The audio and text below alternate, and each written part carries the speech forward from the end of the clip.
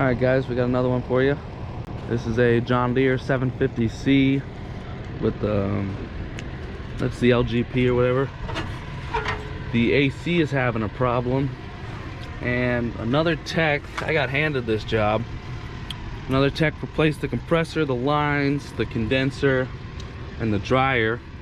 He did not, and the thermal expansion valve, but he did not replace the evap because you got to tilt the cab to be able to see in there at all. Yeah, you got to tilt the cab on this guy to be able to get that evap out of there, I believe. And he didn't want to do it, so I guess I got handed this job. So he handed me I got the evap and all that from him. I want to move this over there, I think, towards the truck. There's too much brush over here. I don't really want to mess around, so I guess we'll come back when I move it over there and we start trying to tilt this cab. Not sure what we're gonna have to do, but we'll figure it out.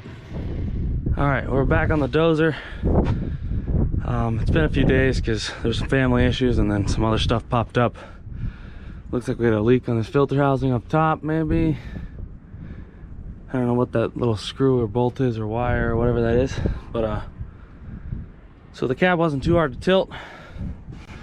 There is the D throttle right there, which you connect, or you disconnect, sorry. And then you have all the blade operations over here, which are all up there. I just color coded them, each with their own color of telephone wire, because I don't have any zip ties right now. It says to take out these 3 bolts on each side. They're 30 millimeters. These big guys. And then connect the small line to the quick coupler. Leave this big line right here, nothing on it, and then you just pump until the cable over there gets tight. I'll go show you that. This cable, I guess, is the retention cable. But if you notice, I was really hoping I wouldn't have to take this out. I think I do, because there's your thermal expansion valve right there. We'll take the bottom of that box off. Hopefully that, oh, you're pointed down. Hopefully the evap pops out once we take that off and drop those bolts on the bottom of that box. I don't want to have to take, I think I gotta take this off. I don't want to take these out. If I have to, just to make room, I will. I gotta get this filter off. The system's empty. There's no pressure in it right now, so taking off that thermal expansion valve should be no problem. And then I'll show you what's actually wrong once we get that off. But see, there's just 4 bolts. Well, there's supposed to be 2, 4, 6 bolts that hold it, but one's missing. But we're gonna go all the way up with this sucker until it doesn't want to go no more. And that should be good. And then let's get in there and let's take the bottom of that off, and let's try and get that thermal expansion valve off. I believe that thermal expansion valve a little bit more visible now. I think it's a 13. Oh no, it's Allen. It's a fucking Allen, of course.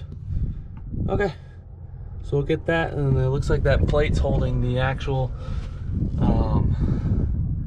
evaporator in, so we'll loosen those plate bolts and then slide that back and see what happens. All right, we'll come back in a little bit. I did order some new batteries for this thing, so hopefully I could start videoing the actual action, but it just dies too quickly. On one of my other projects was rebuilt the pump. I actually just got the bearing for it, so I can do that pump now, but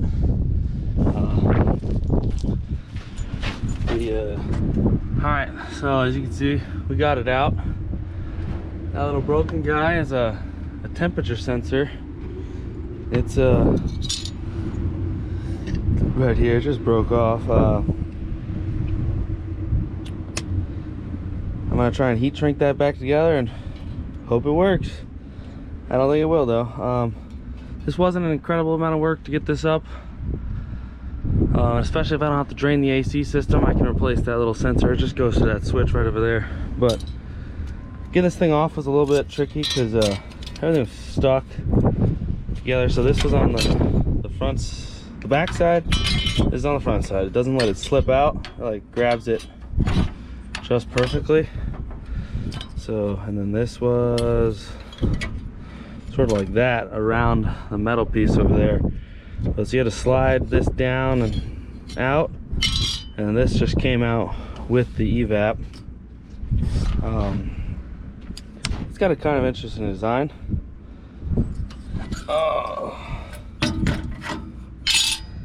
This bottom O-ring was all messed up and a different size. You go look at it. Now it's dusty as fuck out here, so this thermal expansion valve, that was the other side. It does have some dirt in there, but I think that's because the dust is in. I gotta clean it before I put it in. And I don't know if you can see, but I've got those little orange butt plugs in the lines so I'm getting air. That line's not open yet. Yeah, so this is the small side. It's much thicker than that other one, and plus you can see how it's grooved in there, and it looks like it's missing a piece. That piece actually came out and flew off in the wind, but so I think that was our leak right there, was that O-ring on the evap. I don't know why it's a different size. The one that came with the evap is the same. They're both the same thickness. We can actually open this evap. I opened it at the store, but I just want to make sure everything matches up, because I didn't know what I was supposed to be looking at. I just knew that's an evap.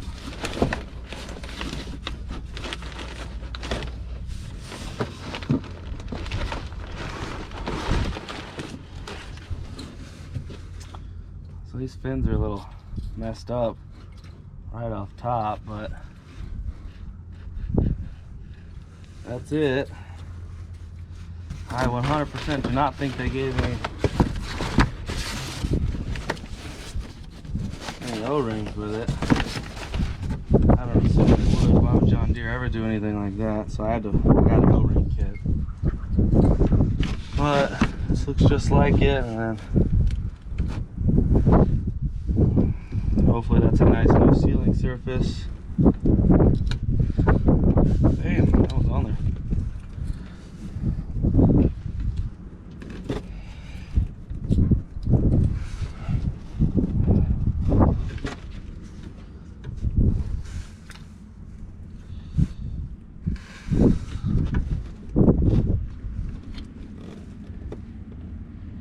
Whoa, you can actually tell the quality. They didn't deburr this. They cut the copper pipe and then they left it.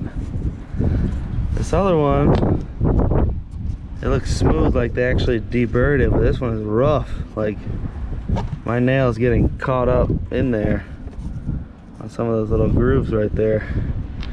So that's pretty cool. I guess I'll deburr that. Maybe take some emery cloth to it, but that's not cool. I guess it doesn't matter because the sealing surface is back here, not actually on that. It's still kind of annoying. This thing was $1,600. I mean, I didn't pay for it, the company did. But still, they give you this. Fins are damaged. None of the coils are damaged. Like, I didn't do any of this. All these fins are damaged. Exposed copper. And John Deere wanted $1,600 for this. No O-rings included, nothing. So that's pretty cool. Heater core's up there. That's working just fine. But I guess it's just this guy. The O-ring was squeezing on there wrong. Yeah, see, this one's a cleaner cut too, so I don't know. We'll deburr that. And we'll come back when we're getting ready to reinstall, because I think I have a new thermal expansion valve.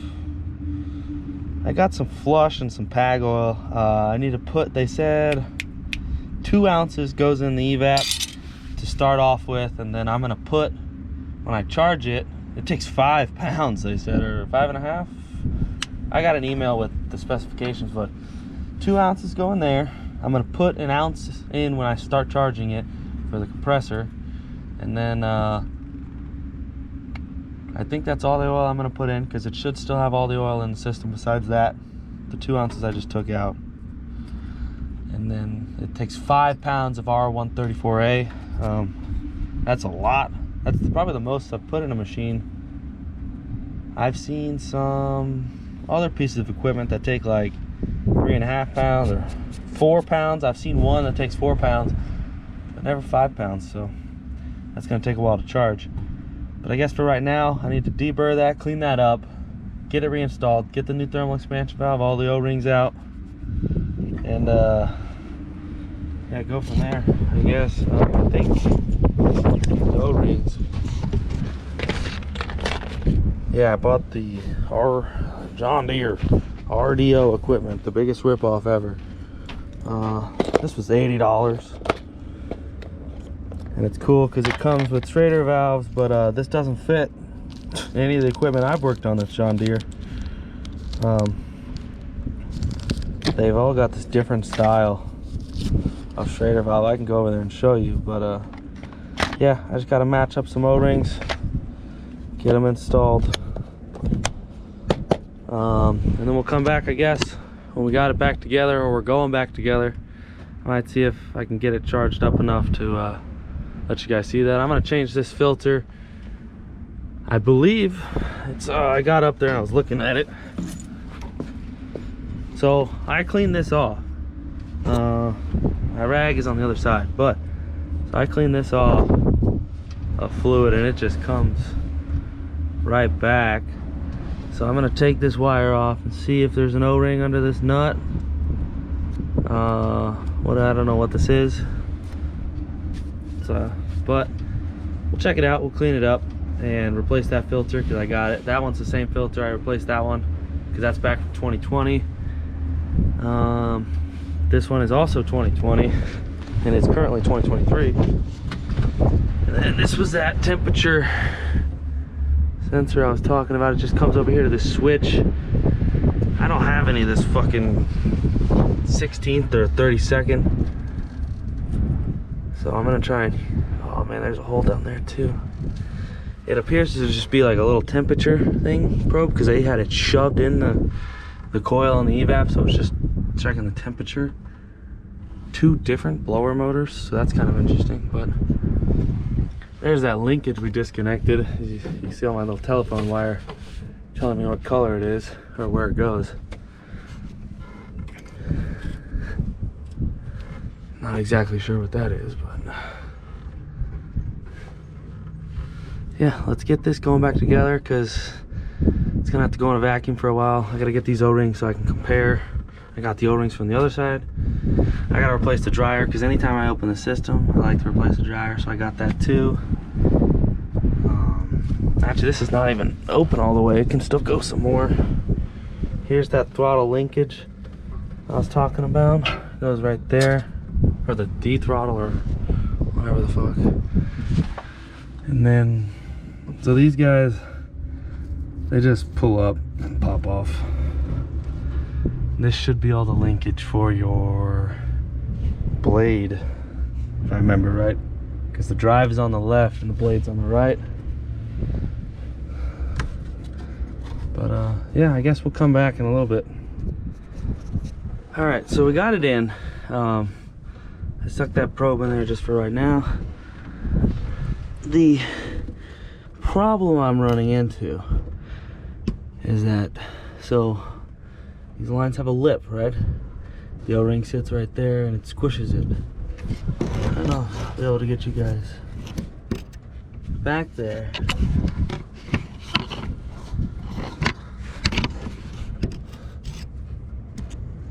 But that lip is still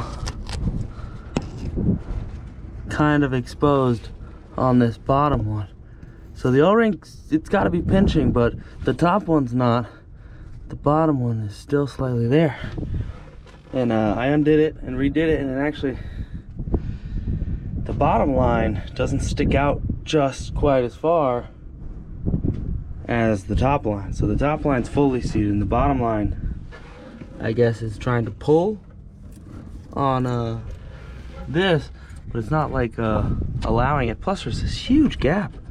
Like, it literally, all the weight rests on that, and then this whole thing is just kind of fucking supported by the bottom plate, I guess, and that's how this breaks. I'm not too much a fan of it, but I took it off twice. I replaced the O-ring twice because I didn't want to mess it up, and that's the best I could get it right there, where this is floating up in the air. This is just slightly out. I'll try and get a picture of it for you guys, but yeah. So right now we're trying to, oh, we gotta put the lines on the back side of the thermal expansion valve, or on the inlet and the outlets to it.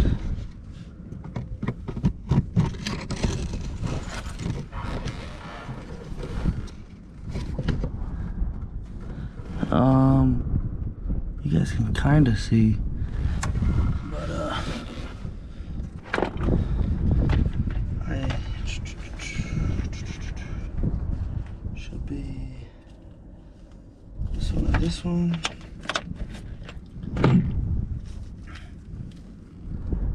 And this is going to be a 5mm.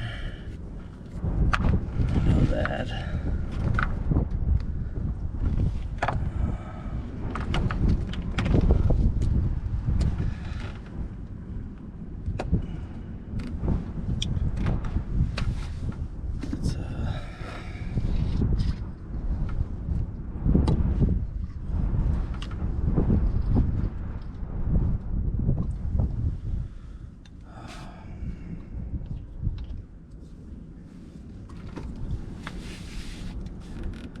So this one goes on the big line.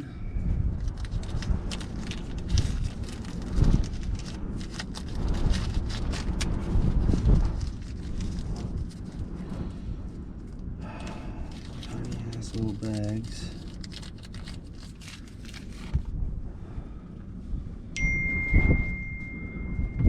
I got someone from work calling, texting.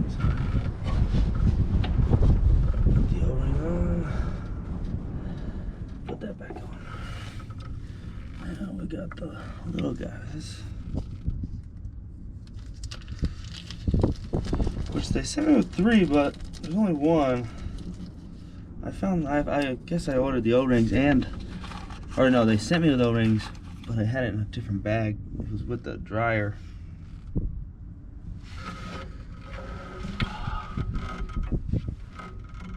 So I do have those, which is good.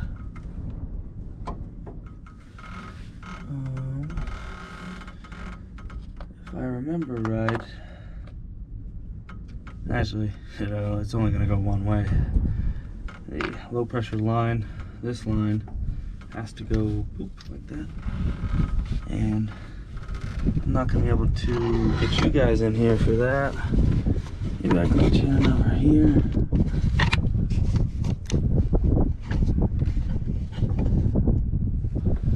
Like that. Get a prime shot at my face. Oh, maybe.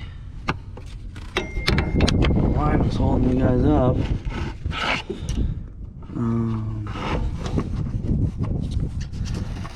I don't know if you guys are gonna be able to see anything like that.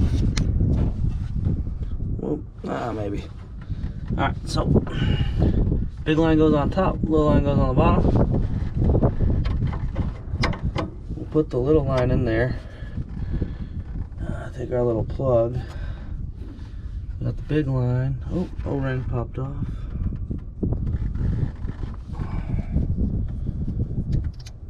I'll stick that in there.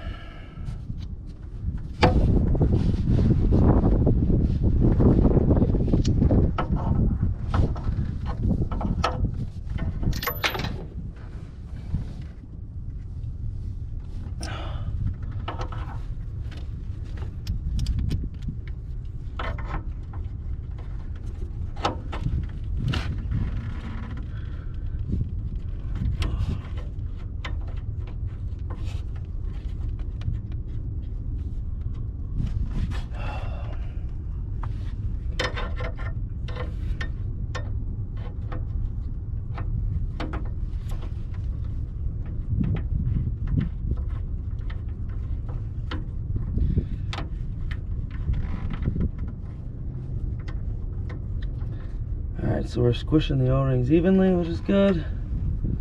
This line needs to get properly seated, but we can do that.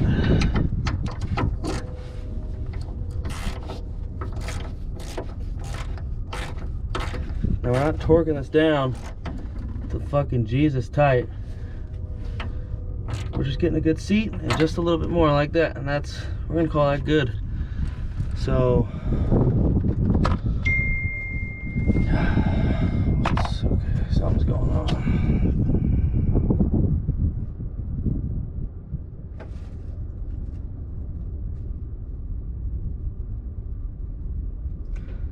I don't even know what those are.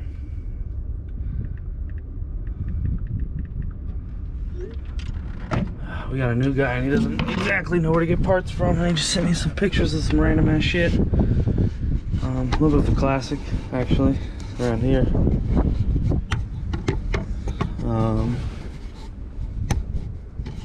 Put you guys right there. I get all these bolts. I gotta get all my stuff.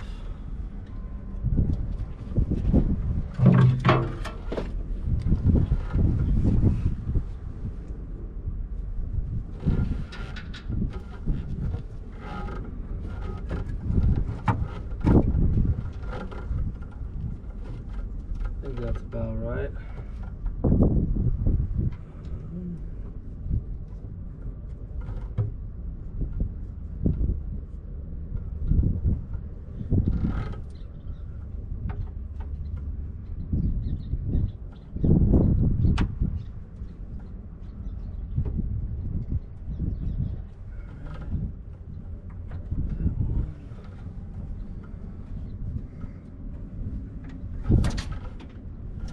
Well, we gotta go get another M8, but get all the rest of these started. Oh, mine ain't lined up. Oh, I lost that one too. Alright, well, I'll go get some more M8s. 3 bolts, I'm not gonna do it.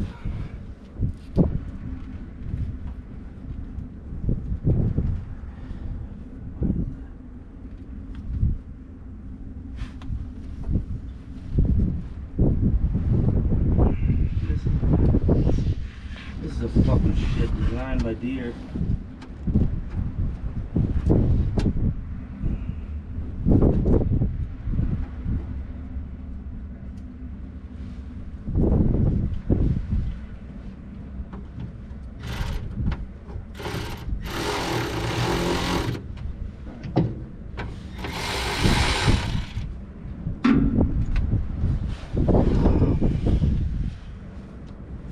Yeah, I will go get some M8s, put this back together, put my tools out of here, and then go to the other side. And actually, I think we're gonna put it down.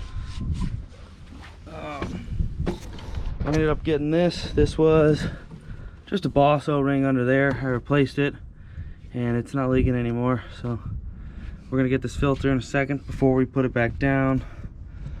Gotta get all the tools, get 2, 4 M8 bolts, and then we'll get that sucked up, and then we'll drop her back down.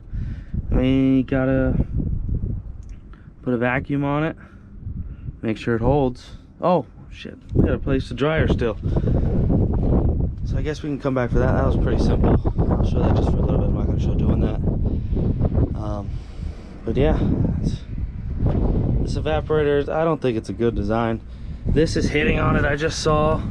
It's not like, there's just a lot wrong. I think it could have been designed better, but this also is a 2002. I don't know. But yeah, I guess we'll come back later. All right, so we got the gauge hooked up. We're doing a leak down test. I ran it for 10 minutes. It got down to 24 inches of vacuum. So I'm gonna let it sit for 6 minutes. I found out what those 2 other small O-rings were for. They were for these. This is directional. For installing this, put these on first, then put these on. Like, have them on, but don't bolt them up. So you get these on, it's a lot easier. We got that other filter on the other side. That made a goddamn mess. Just getting these 6 30 millimeter bolts right now. I got all these linkages back. Oh, I still got to get the throttle pedal linkage. I cleaned that cabin air filter. We might need to add some hydraulic fluid, but we got to run it first. And yeah, I think we just got to run it, and I'll check what the default position is for this, because maybe yeah, it's probably down.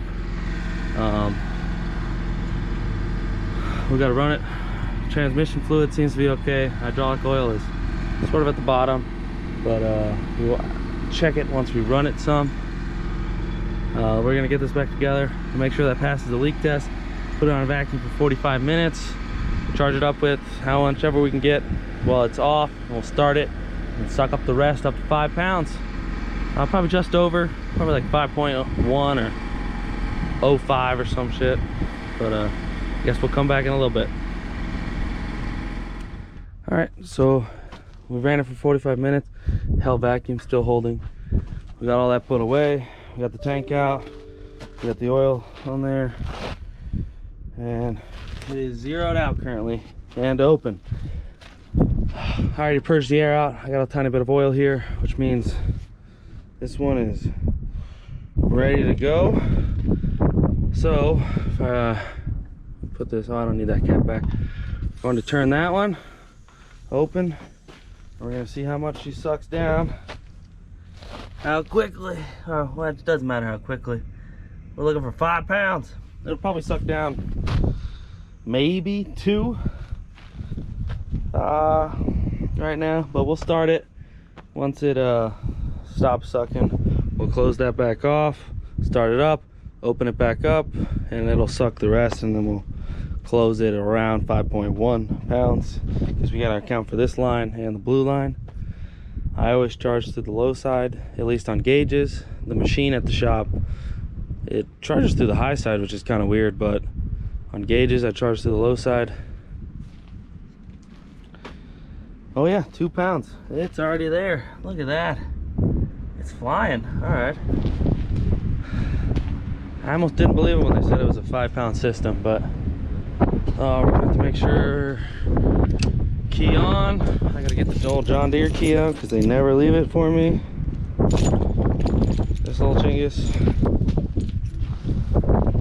It's slowing down. It's 2.4. Oh, 2.5, 2.4. This fucking wind.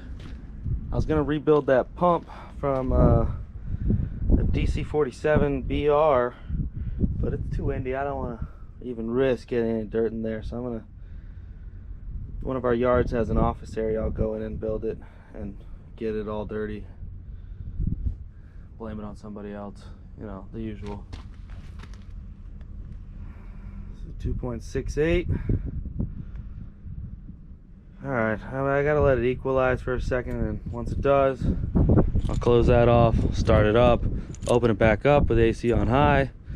When that gets to 5, I'll close it off, and then we'll see what the temperatures are with the temp gauge. So I'll bring you guys back in a second. All right, so we got 2.82 pounds in, just letting it feed in. I started it, and it didn't actually start sucking any. I was a little confused, so I checked power. It's got 2 wires.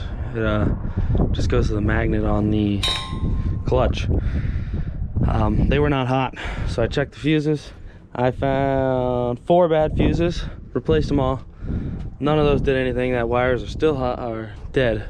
They're not hot on the compressor. I got the old power probe out, put 12 volts to it, just guessing because this is a 24 volt system. Put 12 volts to it.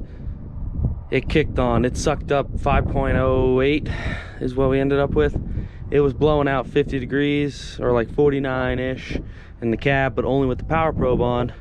I release power probe, the clutch immediately kicks out, and the compressor stops working, and the temperature in the cab goes back up. So I got an electrical issue I got to chase down now, but I did not get approved for double time today, so I'll be back another day. Tomorrow I got to go out to a different job site, but maybe Friday I'll come back out here and I can get on this.